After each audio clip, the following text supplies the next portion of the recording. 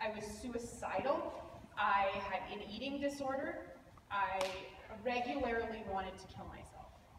I was raising a 1-year-old by myself. I was going through a nasty separation, and I was lost. I had no idea who I was. In 2010, I joined Weight Watchers. I lost 20 or 30 pounds. I still had no idea who I was. I had no idea who I wanted to be, and I still had a 2-year-old that I was looking out for. When I moved to Edmonton in 2011, I got a job downtown, fancy law firm. I walked on my lunch breaks. I started to try and figure out who I was, but then I found Starbucks. I moved from a small town outside of Edmonton and found Starbucks and regularly went to their high-fat frappuccinos on my lunch break and then again on my way home. And then I started a private weight loss company in 2011 that cost me about $2,000. It was 4 months and it cost me $2 grand and I lost 20 pounds. I lied on my food journal because I was eating out during the day. I was binge eating. And then I would report back to her that I had a perfect thing because I was ashamed of what I was eating.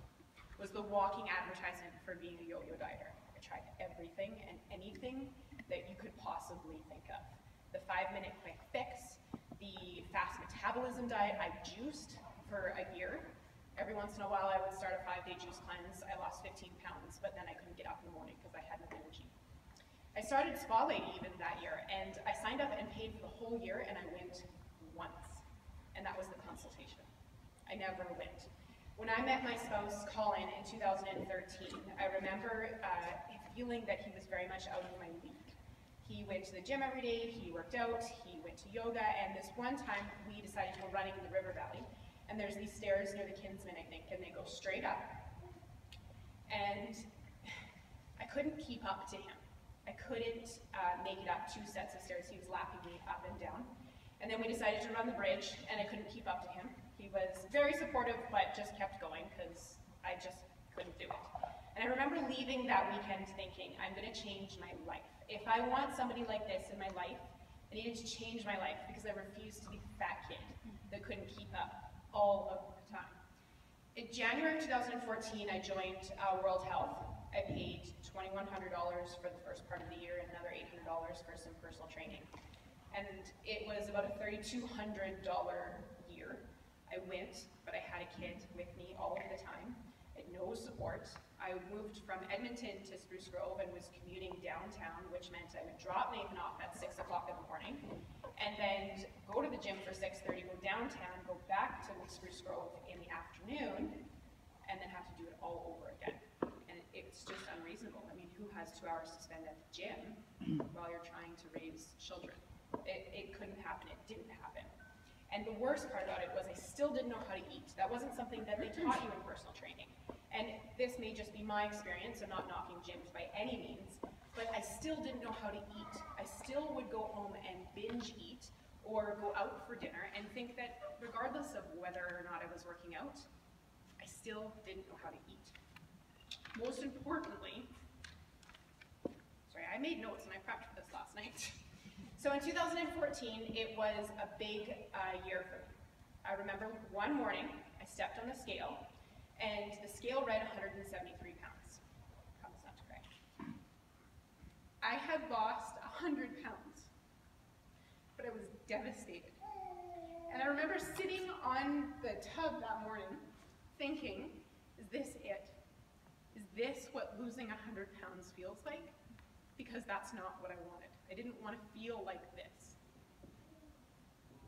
I didn't love me. I still looked in the mirror and hated who I saw. And when you lose that much weight, it's an accomplishment. Like, that's a huge accomplishment to lose that much weight. And when you still feel like shit, that's not a feeling that anybody wants to feel.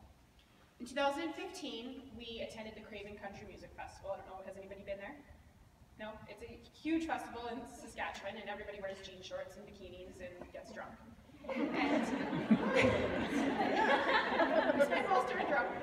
I remember being the only one in our group of 10 or 15 ladies that wore jean shorts and a t-shirt in the lake.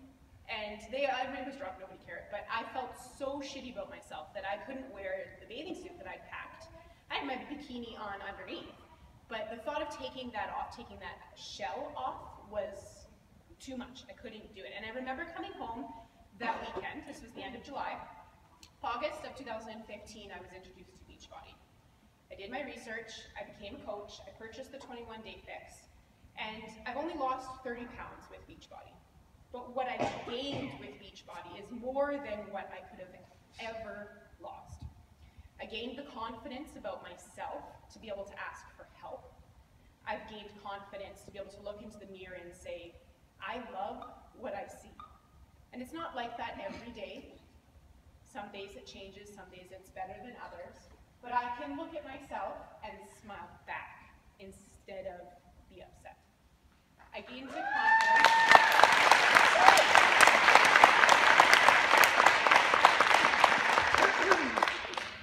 I gained the confidence to ask for help. And in February of this year, I fell back into depression. I was suicidal again. But this time, I asked for help. And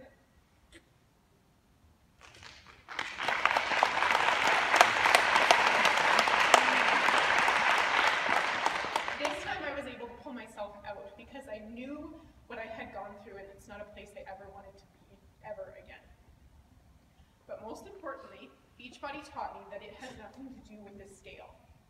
This has nothing to do with the scale.